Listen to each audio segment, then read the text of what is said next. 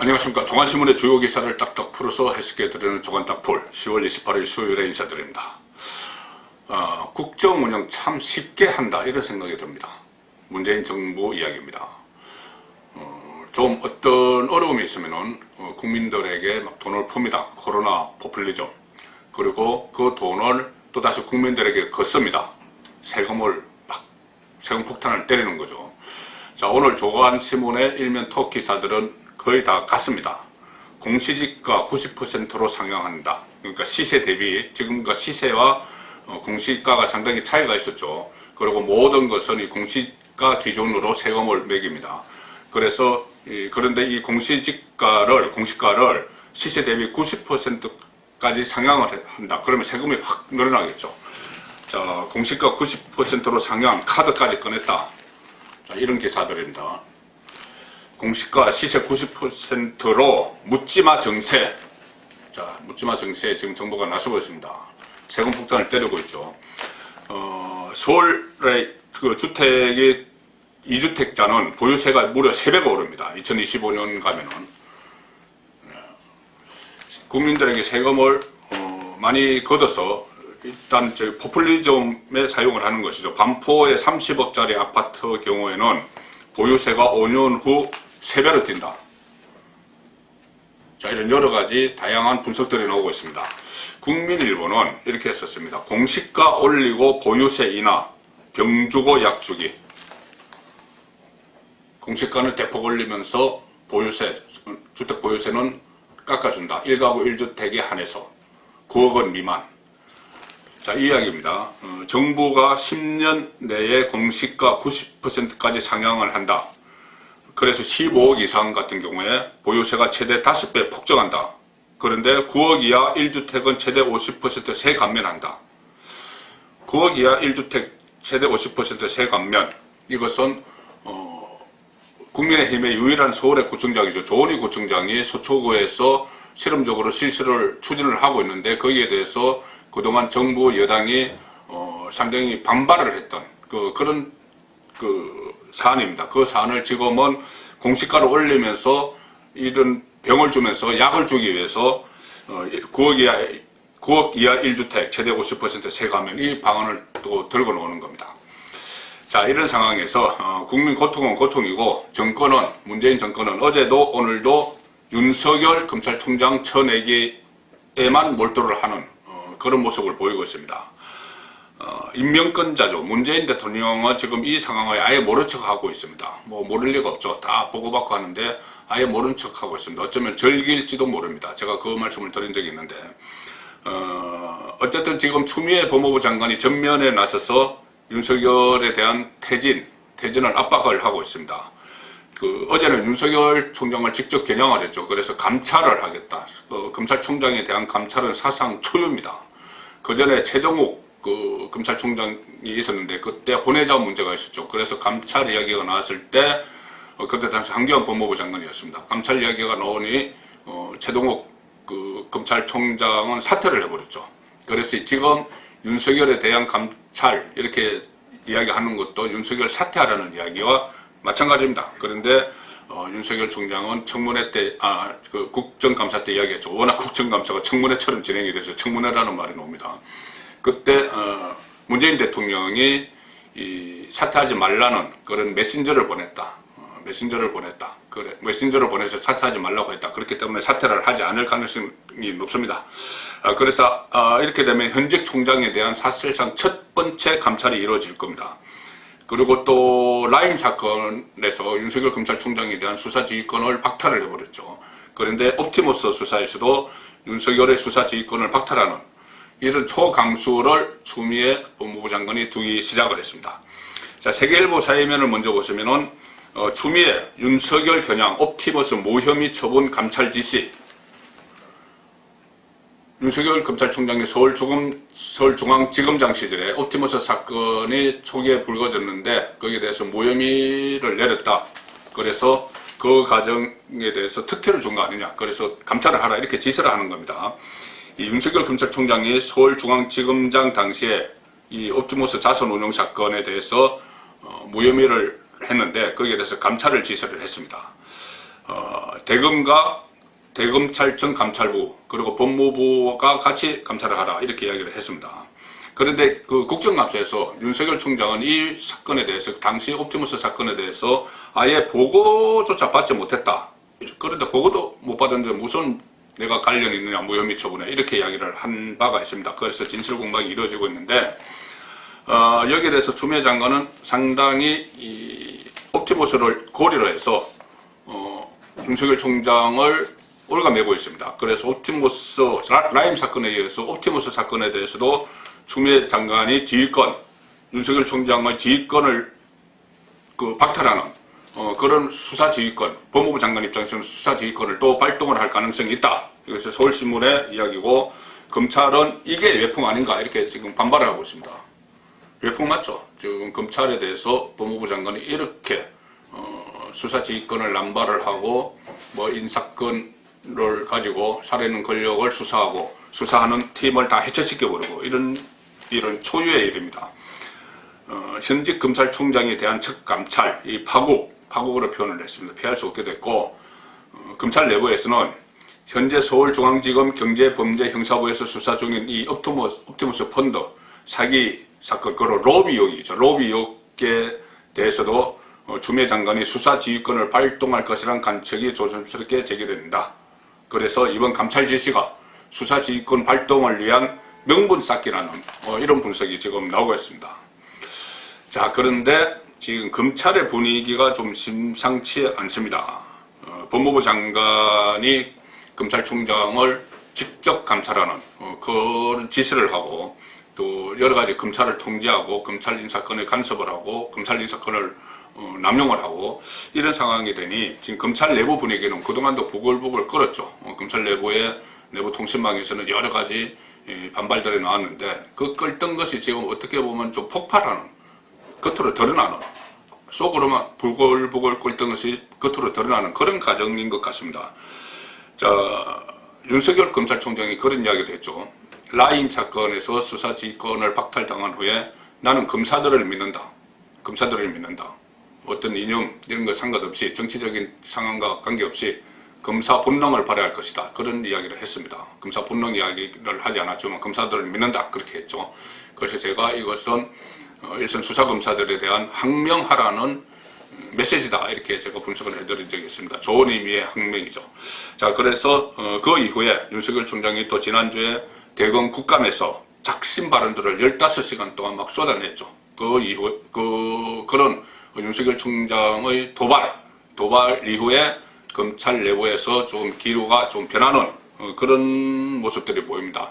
일종의 윤석열 지키기에 일선 수사검사들이나 주요 간부들도 여기에 참여하는 것은 아닌가 그런 생각이 듭니다. 일단 제가 조금 전에 말씀드린 옵티머스 사건을 윤석열 서울중앙지검장 시절에 옵티머스 사건을 수사했던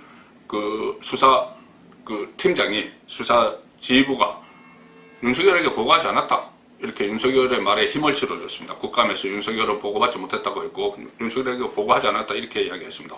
오히려 옵티머스 사건을 뭉갠 것은 추미애 사단의 핵심인 이성윤 서울중앙지검장이다.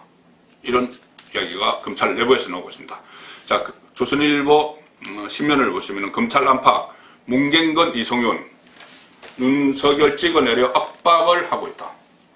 옵티머스 사건을 뭉갠 거는 친정권 이성윤 서울중앙지검장인데 그것을 거꾸로 윤석열 찍어내는데 사용을 하고 있다. 이 이야기입니다. 이 사건은 그때 서울중앙지검장 윤석열 때 형사 7부에서 담당했는데 그 7부장이 김유철 현재 원조지청장입니다. 그런데 김유철 지청장이 검찰 내부망에 글을 올려서 옵티머스 사건 설명자료 이런 것을 올리면서 추미애 장관의 주장을 조목조목 반박을 했습니다. 그것은 부장검사 정결로 자신이 김유철 원조지청장 본인이 처리를 한 것이고 윤석열에게는 보고가 되지 않았다. 윤석열은 물론이고 1차장 검사에게도 보고한 사실이 없다. 이렇게 이야기합니다. 그리고 오히려 이 조선일보 분석에 의하면은 옵티머스 환매 중단 사태가 난 것은 올해 6월인데 그때는 서울중앙지검장이 이성윤이죠. 이성윤이 본인이 내가 수사를 하겠다 이렇게 자청을 했다고 합니다. 자청을 해서 그때 제가 몇 차례 말씀드렸는데 옵티머스 리스트라는 게 있죠. 청와대 인사 뭐 5명, 민주당 7명 해서 20몇 명의 리스트가 있는데 로비 대상입니다. 옵티머스의 로비 대상. 그 로비 대상 20명의 실명이 나오는 자료 그리고 관련 진술들을 다 확보를 하고도 이 로비 의혹 수사를 수개월 동안 뭉갰다. 그런 보도가 한창 있었죠. 그래서 뭉갠 사람은 오히려 이성윤이다. 윤석열 전 중앙지검장 윤석열 아니고 현 중앙지검장 이성윤이다. 자, 이런 그 분석이 가능한 겁니다. 그리고 또 이진아 씨라고 있었죠. 청와대 행정관. 이 옵티머스 지분을 갖고 있던 9.8% 갖고 있고 남편이 옵티머스 사건의 핵심 인물인 윤석호 이사죠. 자, 그런데 이런 내용조차도 여기 이모 씨 전 민정비서관실 행정관에 대한 이진아 씨에 대한 수사 내용조차도 검찰총장 윤석열에게는 보고하지 않고 서울중앙지검장 선에서 뭉개고 있었다. 자, 이런 내용입니다. 그래서 이렇게 일선 검사들이 윤석열을 지키기에 나서는 이런 모습인데, 자, 중요한 어제 계기가 또 하나 있었습니다. 서울고검장도 중요한 결정을 내렸습니다. 한동훈 폭행 혐의, 그때 유심 치입을 뭐 이렇게 압수수색한다고 하면서 난투극을 벌인 검사가, 부장검사가 있었죠. 정진웅, 그때 서울중앙지검 형사부장이었는데, 한동훈 폭행 혐의 정진웅 기소됐습니다. 그래서 이 기소가 되면은 징계를 해야 되겠죠. 이것을 두고 또 추미애 윤석열 충돌 가능성 한결의 오면입니다. 한동훈 폭행 혐의 정진웅을 기소했고 이 징계 문제를 놓고 또 두 사람이 충돌할 가능성이 있다. 이 문제에 대해서는 서울고검이 감찰을 벌였었죠. 감찰을 벌였는데 기소까지 했습니다. 검언 유착 압수수색 중에 몸싸움이 벌어졌고 이 현직 검사에 대해서 독직 폭행 혐의로 한동훈이 고소를 했죠. 그래서 이 독직 폭행 혐의가 그대로 적용이 돼서 전격 기소가 됐습니다. 그래서 한동훈이 일방 피해를 당한 것이다 이렇게 손을 들어줬고요. 윤석열 장관은 추미애 장관에게 이렇게 직무 정지 요청을 하겠죠. 이렇게 되면은 지금 그 정진훈 그 부장검사는 지금 영전됐습니다. 지난번에 영전돼서 강주지검 차장검사로 가 있는데 직무 정지를 요청을 하겠죠. 그러면은 또다시 추미애와 충돌할 가능성이 있다 이야기입니다. 이 사건을 기소한 사람은 서울고검 고검장은 조상철입니다. 조상철 독직 폭행 혐의로 불구속 기소를 해버렸습니다. 현직 차장검사를. 자, 이것도 결국은 윤석열 추미애 갈등에서 일선 검찰에서 윤석열의 손을 들어준 그런 상황이 된 겁니다. 이 상황에서 정치권은 어떤 모습을 보이고 있을까요?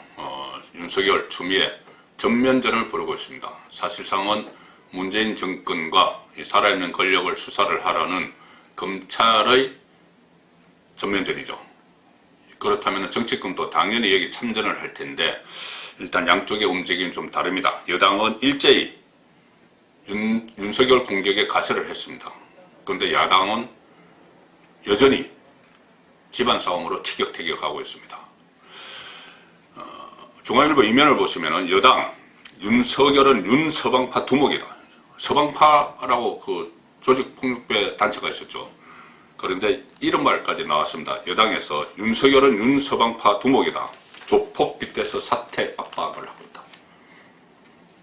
검찰총장을 조폭에 비유를 했습니다. 검찰총장 앞에 그 대검청사에 그 응원한이 한 300개 정도 왔죠. 그것을 두고 또 친정권 쪽의 검사가 무슨 뭐 조폭이 나이트클럽 개업하는 것 같아 뭐 이런 식으로 이야기를 했는데 완전히 지금 윤석열 총장을 조폭 두목으로 이렇게 비하를 하는 그런 움직임입니다. 상당히 좀 유치하다 그런 생각까지 드는데요. 김두관 의원이 민주당 김두관 의원이 윤석열 총장은 더 이상 검찰 집단의 이익을 위해 목리를 부리지 말고 사퇴해라 이렇게 적었습니다. 정청래 의원은 윤석열 총장이 윤서방파 두목 그런 느낌이 든다 이렇게 폄훼하는 발언을 하면서 일단 그 국정감사장에서 어떻게 보면 실력으로는 안 됐죠. 실력으로는 안 됐습니다. 윤석열의 일방적인 승리였습니다. 그렇게 되니 이 다른 문제로 그 말의 유희로 윤석열을 공격을 하면서 물러나라 이렇게 압박을 하고 있는 상황이죠. 자, 그렇다면은 이 야당에서는 그나마 그래도 살아있는 권력을 수사를 하려는 윤석열을 보호를 하는 그런 일에 집중을 해야 될 텐데 집안 싸움만 하고 있습니다. 서울신문 6면을 보시면은 김종인은 불만의 온상 새 출발해야 된다. 이런 그 국민의힘 내부의 분위기를 전하는 겁니다. 등 돌린 보수 영남 조기 전당대회 불가피, 비대위 체제를 빨리 끝내고 김종인이 내려와서 정상적인 당 지도부를 구성을 해야 된다는 이야기입니다. 김종인 위원장 리더십, 유기설 확산, 대안이 없다. 보수 정당인지 의문이 들 정도다. 이런 말이 당내에서 나오고, 공정경제 3법 추진 같은 이런 김종인의 정책에 대해서 보수층의 반발이 점점 커지고 있다는 겁니다. 그리고 특히 보수 심장 TK에서 당 지지율 15.4%로 15.4%포인트가 한꺼번에 떨어졌다. 이런 여론조사 결과도 나왔습니다. 어제 김종인 위원장이 김택진 NC소프트 대표를 만났죠. 자, 어떤 이야기가 나왔을까요? 조선일보 5면을 보시면은 김종인이 테마는 잡았는데 사람은 못 잡았다. 어떤 테마는 비대위원장 하면서 테마는 잡고 가고 있는데 사람은 못 잡았다. 다 놓치고 있습니다. 부산에 가서 부산시장 선거 후보감 없다. 서울시장도 마찬가지고 자기 대권 주작한 당내에 없다. 뭐 밖에서 꿈틀거리는 사람이 있다. 이런 식으로 계속 뺄셈, 계속 사람들을 배제하는, 뭐 당에 들어오려고 하는 뭐 홍준표 뭐 이런 사람도 아예 막고 있고, 대권 주작 없다 이렇게 하면서 사람들을 오히려 싹을 잘라버리고 이런 행태들이 계속되는 데 대한 비판입니다. 어제 게임업체 NC소프트 김택진 대표와 만났죠. 김택진 대표와 만났는데 이렇게 이야기합니다. 김택진 대표에게 그 김택진 대표를 영입하려는 거 아니냐 이런 이야기들이 나왔죠. 당에 영입하려고 하는 거 아니냐. 김택진 대표는 모바일 게임 광고에 직접 출연을 해서 택진이 형 이런 이름으로 불리면서 젊은 층들에게 인기가 상당히 높습니다. 과거에 뭐 안철수에 비교되는 그런 정도까지도 평가가 되는데, 김택진 대표는 어제 정치에 대해서 물으니까 나는 기업인이다. 정치에 관심이 없다. 이렇게 했습니다. 이렇게 하니까 김종인 위원장이 앞으로 또 뭐 김택진 만날 일 없다. 그냥 이렇게 이야기하고 끝냈습니다. 본인이 그전에는 여러 사람들을 하면서 만나서 뭐 영입을 하는 과정에서 김택진도 막 이름이 거론되고 했는데 어제 만나고 나서 이제 더 이상 만날 필요 없어. 뭐 이렇게 하면서 본인이 마음에 안 든다는 이야기죠. 자, 그래서 이렇게 계속 김종인 위원장이 뺄셈 계속 사람들을 배제하는 이런 상황에서 과연 4월달 서울시장 보선 또 부산시장 보선 그리고 그로부터 11개월 후에 치러지는 대통령 선거 그로부터 또 2개월 후에 3개월 후에 치러지는 지방선거 과연 승리를 할 수 있을지 그런 회의감이 당내에 상당히 퍼지고 있고 그 회의감에서 벗어나기 위해서 김종인 체제를 하루속히 해산하고 전당대회를 열어서 새로운 지도부를 뽑아서 정상적인 체제로 가자 그런 움직임이 지금 국민의힘 내부에서 크게 일어나고 있습니다. 조간 딱풀이었습니다.